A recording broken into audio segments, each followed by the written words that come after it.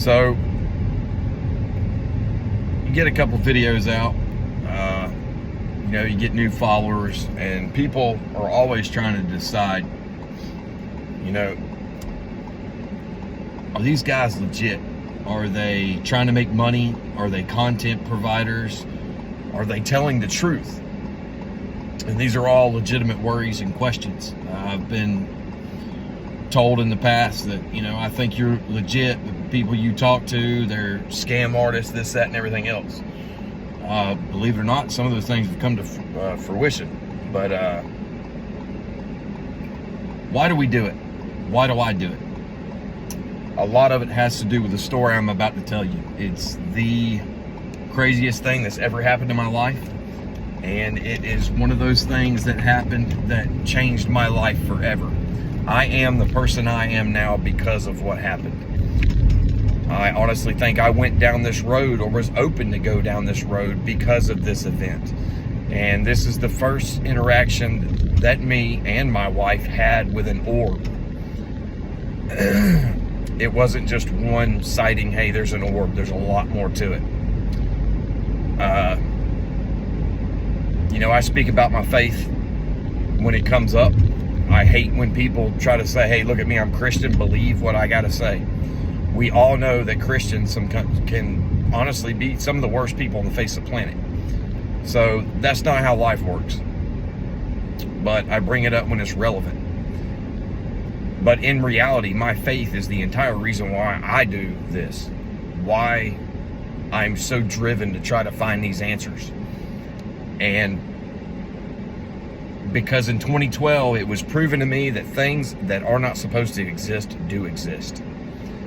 I saw it firsthand, and then eventually the Sasquatch stuff started happening. I don't know if there is a connection. That's what I'm trying to find out. But before 2012, a few years before I met my wife, I'm not going to go into a lot of detail, but about a year and a half after getting back from Iraq, I lost everything. I actually remember the night I looked up at God and told him to F off, that I was done with him. After meeting my wife, I started to gradually pull out of that, but it was not fast enough. You got a wife and a kid.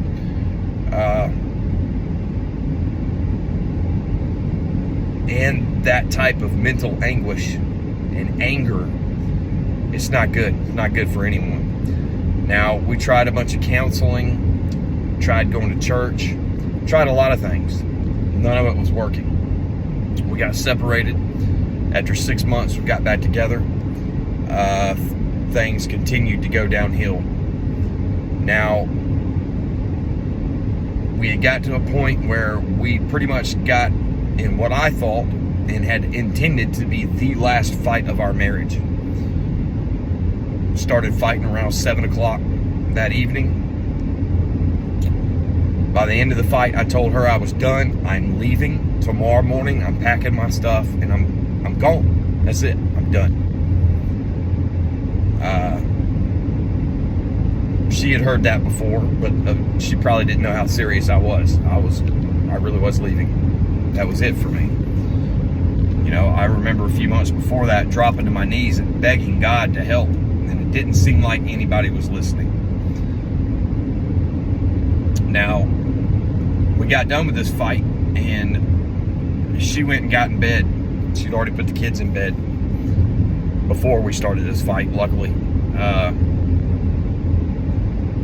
So I went to Subway, got a Subway sandwich, came back, ate it, and as I'm sitting there, I get done, and I remember vividly seeing a vision of myself in my own head going and laying on this rock. It takes up about a third of my front yard. You can even see me grabbing a pillow off my couch and going outside and laying on this rock and looking at the sky.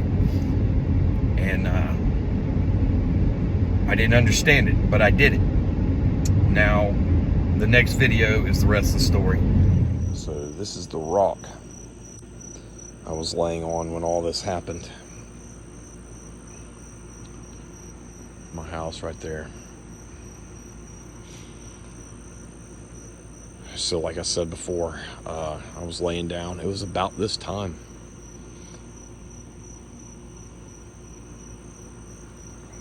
And I got the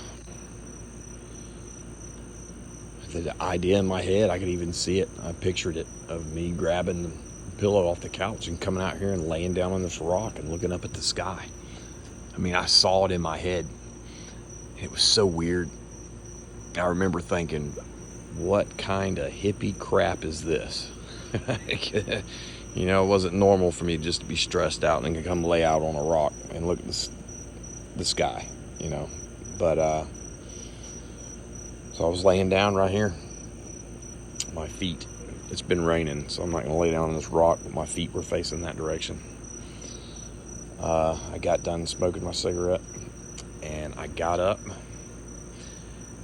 or I went to get up, and I rolled to my left like this. And as I went to roll to my left, right out here is where the orb appeared. It was orangish red, unmistakable, about the size of a volleyball, and it flew. I've actually tested it in my vehicle a couple times. It was probably going about 15 miles an hour, maybe 10, 15 miles an hour, something like that. But it flew this direction. And I watched it. I got up and watched it and just caught it going around the back of my house. And you can't really tell from here, but it's 2 stories back there. So you see where that window is up above it, where the roof line from the top comes down. That's about where it flew. Went this way.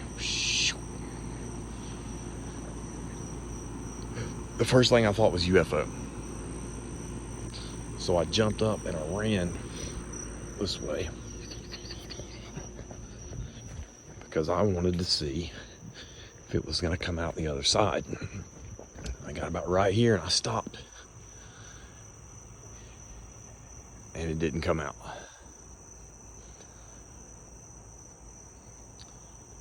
So I kind of freaked out because my kids were already in bed.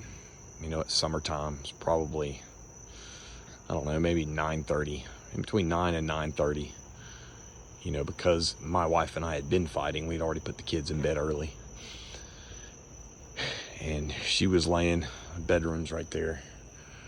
She was in the bedroom reading the Bible. And I